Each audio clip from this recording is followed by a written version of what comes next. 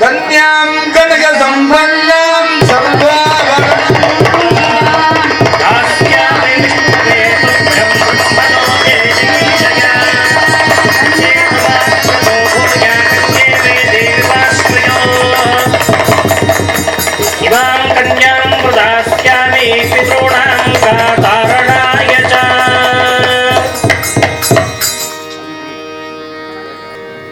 தயவு பண்ணி அங்க இருக்கிற எல்லாரும் உட்கார்ந்துட்டா பின்னாடி இல்லைன்னா பின்னாடி என்ன பண்ணுவா, ரொம்ப கூட்டமா இருக்கு அப்படின்னு போயிடுவா. நமக்கு சத்சங்கத்துக்கு வர்றதுக்கு என்னென்ன ஒரு காரணம் சொல்லிட்டு எக்ஸ்கியூஸ் சொல்லிட்டு போக முடியுமா போயிடலாம். ப்ளீஸ் எல்லாரையும் நமஸ்காரம் பண்ணி கேட்டுக்கிறேன். நம்ம நிக்கிறப்போ நமக்கு பின்னாடி யாருக்காவது மறைக்கிற மாதிரி இருந்தா நம்ம உட்கார்ந்துருக்கோம். நம்ம நிக்கிறப்போ நமக்கு பின்னாடி திரும்பி பார்க்கணும், யாருக்காவது மறைக்கிறதுன்னு தோணிது நம்மளே உட்கார்ந்துட்டு இருந்தோம்.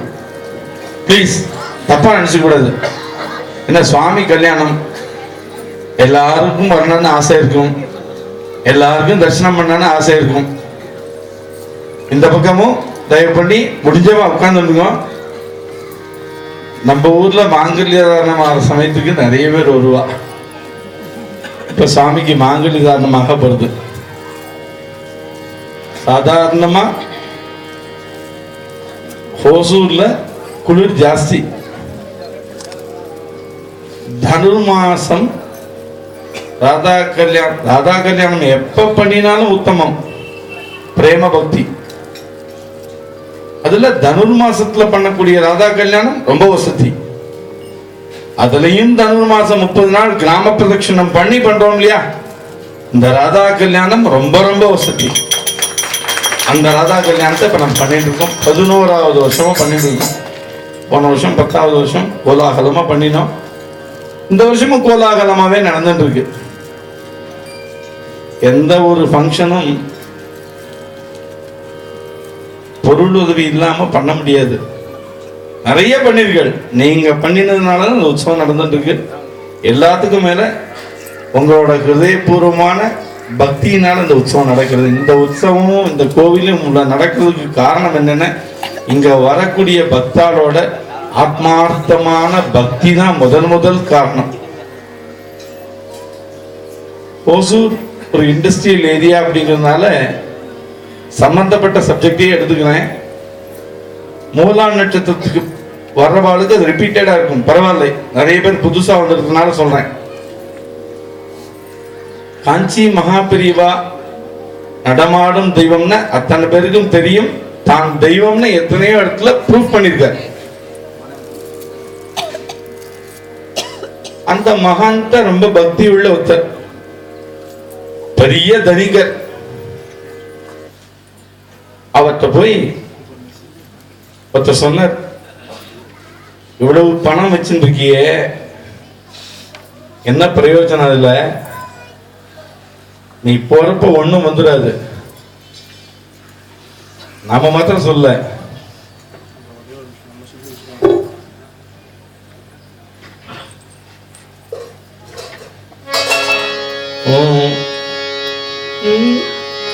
देगे कालाचे धन कुबेराचे, देगे कालाचे धन कुबेराचे, ते ते मनुष्याचे काय आये, ते मनुष्याचे काय आये. தேகம் நம்மோடது இல்ல. ஒரு நாள் காலன் எடுத்துட்டு போறான். சேர்த்து வைக்கிற தனம் ஒவ்வொன்றும் நம்மோடது இல்ல, குபேரனோடது. அவன்கிட்ட போய் சேர போறது. இந்த சரீரத்துல எது உன்னோடதுன்னு அடிச்சுக்கிற நீ, அத்தனையும் சுவாமியோடது. அவனுக்கு ஒரே பயம் வந்துருச்சு. இவ்வளவு சேர்த்து வச்சிருக்கோம், நம்ம போறப்ப ஒண்ணுமே இந்த 1 ரூபா காயின் கூட வச்சுட்டு அனுப்புவா. இந்தண்டா திரும்பினோம்னா இந்த கடைசியில் அது மட்டும் அதையும் எடுத்துன்னு போயிடுவா. ஒரு பைசா கூட நம்ம கூட வராது. மகாபெரிவாட்ட போய் நமஸ்காரம் பண்றாரு. இந்த மாதிரி சொல்லு, நிறைய சேர்த்து வச்சிருக்கேன், என் கூட எடுத்துட்டு போக முடியும். யாரு சொன்னா? இந்த மாதிரி சொன்னான். ஏன் எடுத்துட்டு போகலாம், முடியும் முன்னால அப்படின்னு. எடுத்துட்டு போக முடியுமா? இது என்ன பெரியவா ஏதோ சொல்றாரு, ஒரு யூகம் இருக்கு போல இருக்கு, பொட்டியெல்லாம் ரெடி பண்ணி வச்சுக்கலாம். சொல்லுங்க, நீ என்ன பண்ணிட்டு இருக்க? நான் பிசினஸ் பண்ணிட்டு இருக்கேன். சரி, இந்த சாமான்கள்லாம் எங்க தயார் பண்றேன்? இந்த ஊர்ல தயார் பண்றேன். இதை கொண்டு போய் எங்க விற்கிற அப்படின்னா, வெளிநாடுகள்லாம் வித்துட்டு இருக்கேன், அடுத்த தேசத்துக்குலாம் போயிட்டு இருக்கேன். சரி, போறப்ப சாமான எடுத்துன்னு போய் அங்க போய் வித்ததுக்கு அப்புறம் என்ன பண்ணுவேன்? பணத்தெல்லாம் எடுத்துட்டு வர மாட்டேன். வர வழியில ஏதாவது ஆயிட்டா அதை பேங்க்ல போய் ஒரு டிடியா எடுத்து பாக்கெட்ல வச்சுன்னு வந்துட்டு இங்க வந்து என் அக்கௌண்ட்ல மாத்தி வந்துடுறேன். இப்ப என்ன பண்றேன்? இதெல்லாம் தர்மம் அப்படிங்கிற ஒரு டிடி எடுத்து வச்சுன்றோம். நீ அங்க போனதுக்கு அப்புறம் அந்த டிடி என்கேஷ் பண்ணிட்டு நீ எடுத்துக்கலாம். இந்த அத்தனை வஸ்துவும் உன்னோட வரும்னு மகாபிரிவா சொன்னா. நமக்கு நிறைய தெரிஞ்ச சமாச்சாரங்கள் தான் திரும்ப திரும்ப நம்ம ஞாபகப்படுத்தணும். இந்த வாங்கல் ஏதானமானதுக்கு அப்புறம் இன்னைக்கு நம்ம பண்ண பெரிய பாக்கியம் ஸ்ரீமதி காந்திமதி சந்தானம் இந்த வயசுல தன்னால முடியாத நிலைமையில வந்து நாம சங்கீர்த்தனம் பண்ணுங்கிற இந்த உள்ளுக்குள்ள ஒரு எண்ணம் வந்துட்டு பாருங்க. இந்த எண்ணம் இருந்தா சுவாமி அதுக்கே இறங்கி விடுவாங்க. முதல்ல குட்டியா அப்படின்னு இருக்கும். அத்தனை பேரும் என்ன ஒரு டீம், ஒரு அந்யோன்யம். நேற்றுக்கு திவ்யநாமத்தை எங்களுக்குன்னா பிரதர்ஷன் பண்ண ரொம்ப ஆசை.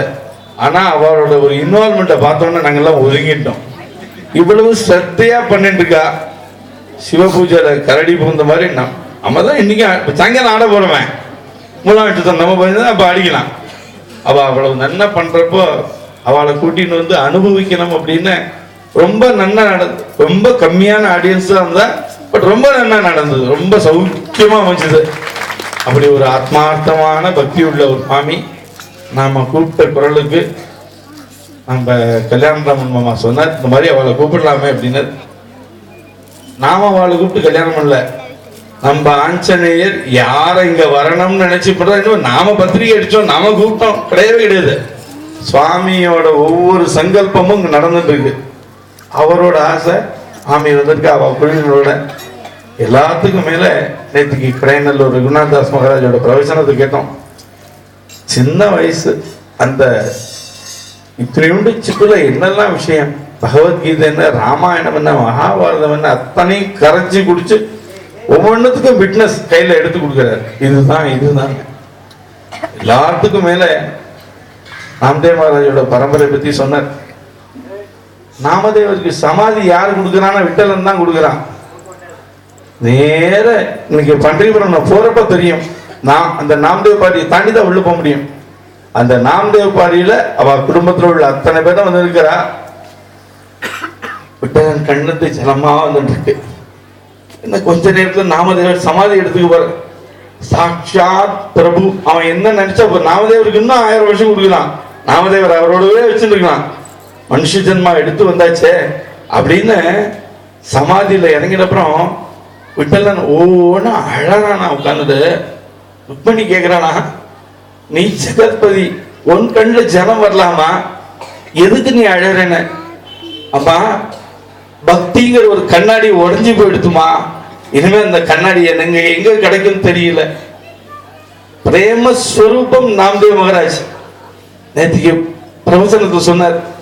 நம்ம எல்லாம் பக்தி பண்ணணுங்கிறதுக்காண்டி ஒரே ஒரு மாட்டு பண்ண விட்டுட்டு போயிட்டு இப்படி ஒரு பெரிய பரம்பரையை நம்ம முன்னாடி நிறுத்தி ஓசூருக்கு நேற்றுக்கு சொன்னாரு. நாம டிக்கெட் பண்ணி அவளை கூட்டிட்டு வரல, விட்டல நீங்க பக்தியா இருக்கா போ அப்படின்னு அவள் அனுப்புறா. சர்வ சுலபனா நம்ம முன்னாடி வந்து இந்த கல்யாணத்தை நடத்திட்டு இருக்கா. எவ்வளவு பெரிய வைபவம் நடக்கணும்னு கண்டிப்பா உங்களோட உதவியெல்லாம் அவசியம்.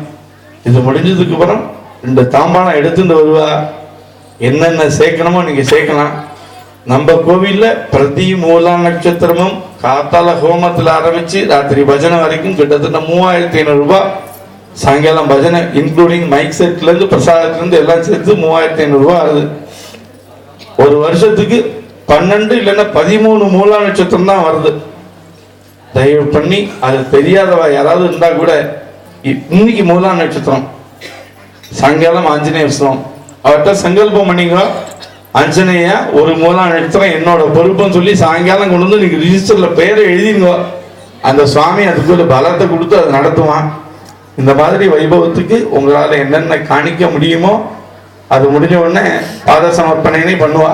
பண்ணினதுக்கப்புறம் 12:15 மணி 12:30 மணிக்கு முதல் பேட்ச் வயசானவா குழந்தைகள்லாம் சாப்பிட போகலாம். பாக்கி பேர்லாம் இங்கே இருக்கலாம். ஏன்னா இது முடிஞ்சதுக்கு அப்புறம் மகானோட அனுகிரக பாஷணம் இருக்கு. மகாராஜ் வந்திருக்கார். அவர் ஹிந்தியில தான் பேசுவார். ஆனா பாவம் ஒண்ணுதான். நங்க ஹசு ஆகத்த கன்னடம் எனக்கு பசிக்கிறது, Tamil I am hungry, English எனக்கு பசியானம் மலையாளம். பட் எல்லாம் என்ன பசிங்கிறது ஒன்னே ஒண்ணும் இல்லையா, அந்த பாவம் தான் இல்லையா. அவ அப்ப பேசுறப்போ அந்த பாவத்தை தெரிஞ்சுங்கோ. அதோட தமிழாக்க என்னங்கிறத இன்னைக்கு சாயங்காலம் மூல நட்சத்திர பஜனை இப்போ நான் ரத்தன சுருக்கமா அதை சொல்லிக்கிறேன். அது எல்லாம் முடிஞ்சதுக்கு அப்புறம் இவ்வளவுத்தையும் நடத்திட்டு இருக்கானோ அந்த விட்டலன் இப்போ கரெக்டா 1 மணிக்கு நம்ம முன்னாடி அங்க வந்து நின்றுடுவான். அவனை சுத்தி 1 மணி நேரம் அபங்கம். அவர் முருகன் வந்து போன வருஷம் அங்கிருந்து அண்ணா யாருமே சாப்பிட வரல, வர சொல்லுங்கண்ணா அப்படின்னார். அதே நிலைமை இந்த வருஷமும் நம்ம பண்ணணும். எல்லாரும் அங்க போறதை விட அவர் நம்மளை தேடின்னு வந்து என்ன நம்ம விட்டல்ல விட்டுட்டு போக கூடாது. சார் எனக்கு சுகர் சார், கவலையே படாங்க. அவனை பிரதட்சணமே பண்ணிட்டு இருந்தோன்னே நம்ம சுகர் எல்லாம் அவன் எடுத்துட்டு இருப்பான். நம்ம சௌக்கியமா இருக்க முடியும். நம்ம கஷ்டத்தை எல்லாம் குடு நான் வாங்கிக்கிறேன்னு ஒருத்தன் கேட்கறதுக்கு தயாரா இருக்கான். கஷ்டத்தை கொடுத்துட்டோன்னே நம்ம ஃப்ரீ ஆயிடலாம். நாமளே பிடிச்சு வச்சுட்டு போனோடனே உங்க கையில இருக்கு மாங்கல்யதாரணமாக போறது. தயவு பண்ணி எல்லாரும் பிரார்த்தனை பண்ணிக்கோ. லோகா சமஸ்தா சுகினோ பவந்து அப்படின்னு ஒரே பிரார்த்தனை இருக்கு. மனுஷனா பிறந்தா கஷ்டம் நிறைய இருக்கும். கஷ்டம் இல்லாத மனுஷன் யாருமே லோகத்துல கிடையாது. ஆனா பகவான்கிட்ட பிரார்த்தனை பண்ணிக்கோ, அந்த கஷ்டத்தை தாங்கிக்கிற சக்தி நீ கொடுத்துட்டு விட்டலான்னு பிரார்த்தனை பண்ணிக்கோ. ஏன்னா நம்மோட பூர்வ ஜென்ம கர்மா என்னதான் பஜனை பண்ணினாலும் பூர்வ ஜென்மாவோட கர்மாவை நம்ம அனுபவிச்சுதான் ஆகணும். அதனால சார் நல்லா பஜனை பண்ணு சார். நேற்றுக்கு ஆக்சிடென்ட்ல கால் ஒடிஞ்சு போயிடுச்சுன்னா அது பூர்வ ஜென்ம பஜனை பண்ணதுக்காண்டி கால் ஒடியல. இவன் பஜனை பண்ணிருந்தனால நல்ல வேலைக்கு காலோட போயிடுது, இல்லைன்னா தலையோட சேர்ந்து போயிருக்கும். நாம சங்கீர்த்தனம் பண்ணினோன்னா சுவாமி நம்ம கூட இருப்பான். லோகா சமஸ்தா சுகினோ பவந்தோன்னு தயவு பண்ணி எல்லாரும் பிரார்த்தனை பண்ணிக்கோ. எல்லாரும் உட்கார்ந்துங்கோ. மாங்கல்யதாரணமானது கடைசி வரைக்கும் உள்ள எல்லாருக்கும் தரிசனமாகணும் ப்ளீஸ். அது முடிஞ்சதுக்கு அப்புறமா 12:15 மணி 12:20 முதல் பேட்ச் அனௌன்ஸ் பண்றேன் எப்போ அப்படின்னு. அப்போ வயசான குழந்தைகள் மாத்திரம் போனா போறோம். பாக்கி